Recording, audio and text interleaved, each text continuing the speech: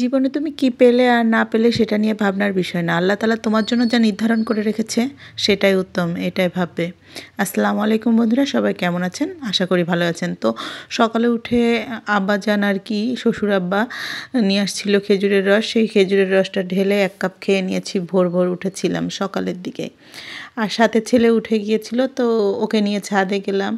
ছাদে তো আপনাদের দেখানো হয়নি, আসলে আমাদের ছাদটা অনেক বড়, আর চারিদিকে মানে যেহেতু গ্যাঞ্জাম ছিল না একেবারে সকালে, একদম নিরিবিলি। দুইজন বেশ ভালোই সময় কাটালাম, বেশ ভালো লাগছিল। আবহাওয়াটাও খুব সুন্দর ছিল। হালকা হালকা কেবল রোদ উঠতেছে, সূর্য উঁকি মারতেছে। তো বেশ সুন্দর পরিবেশে দুইজন ছেলে আর মা খুব মজা করলাম। তো ভোরবেলা উঠে আসলে এমনিতেই ভালো লাগে, আর তাও যদি শীতের সকাল হয় সে তো অনেক মজা। তো ছেলে একটু দোল খেলো, যেহেতু আমাদের ছাদে দোলনা আছে, তো এমনি সচরাচর ওঠে না, তো সকালবেলা উঠে ওর মনটা ভালো ছিল হয়তো বা, এই জন্য উঠছে।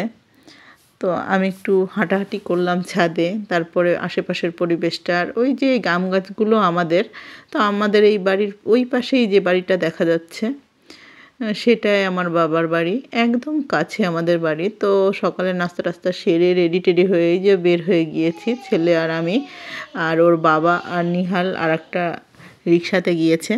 তো আমরা একটা ওর বাবার একটা অফিসের অনুষ্ঠানের প্রোগ্রাম ছিল আর কি, খাওয়া দাওয়ার, এই জন্য মেহেরজানে আমরা চলে গেলাম সেই রেস্টুরেন্টে। ওইখানে যেয়ে আমরা দুপুরের খাওয়া দাওয়া করছি আর কি। তো অফিসের সবাই ছিল, সবার ফ্যামিলিও ছিল, সবাই মিলে আমরা এই যে খাওয়া দাওয়া করলাম।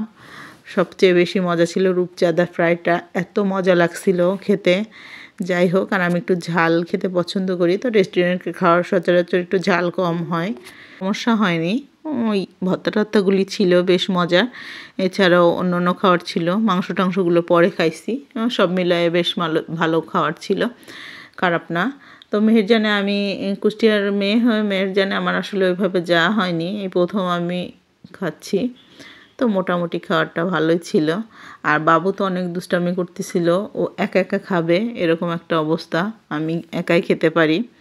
তো ওর খাওয়াটা দেখে আমি এনজয় করছিলাম, যে মাছগুলো টুকটুক করে ছিঁড়ে ছিঁড়ে খাচ্ছে, বা হাত দিয়ে খাচ্ছে, ডান হাত দিয়ে, তো এখনও মানে কোন হাত দিয়ে খাবে সেটা তো বোঝে না। তারপরে আমরা খাওয়া দাওয়া সেরে একটু বাঁধের এদিকে এসেছিলাম, মানে আমাদের বাড়ির পাশে নদীর ধার, আর ওইখানে একটা বাঁধ আছে, সেখানে এসেছিলাম। এখানে এসে একটু দেখেন কি সুন্দর পরিবেশ, খুব ভালো লাগছিল। মানে অনেক দিন পর বের হয়েছি বরের সাথে, আসলে বের হওয়া হয় না, সেও ব্যস্ত, আমিও আমার ছেলে, 2 ছেলে সংসার নিয়ে খুব ব্যস্ত থাকি। এই জন্য আসলে দুইজনা মানে সময় কিভাবে চলে যাচ্ছে বুঝিনি। আর বাবাকে দেখে দেখে শিখছে মোটরসাইকেল কীভাবে মুছে, বাবা খুব অবাক হয়েছে আমি, ও মোছামুছি করতেছে এইভাবে। যাক, আর এদিকে তো এই হাওয়াই লাড্ডু ওকে নিতেই হবে, হাওয়াই মিঠাই আমরা ছোটোবেলায় অনেক খাইছি, স্কুলের সামনে বানাতো। আর বাঁধে একটা ছোট পার্ক আছে, বাচ্চারা খেলতে পারে। আর আজকে আমরা চলে যাব, তো বের হয়ে চলে এসেছি, যদিও বা যেতে খুব খারাপ লাগছিল, মা তো এখনও অনেক অসুস্থ আছে, তারপরে যেতে হবে। তো আজকে এখানে শেষ করলাম, আল্লাহ হাফেজ।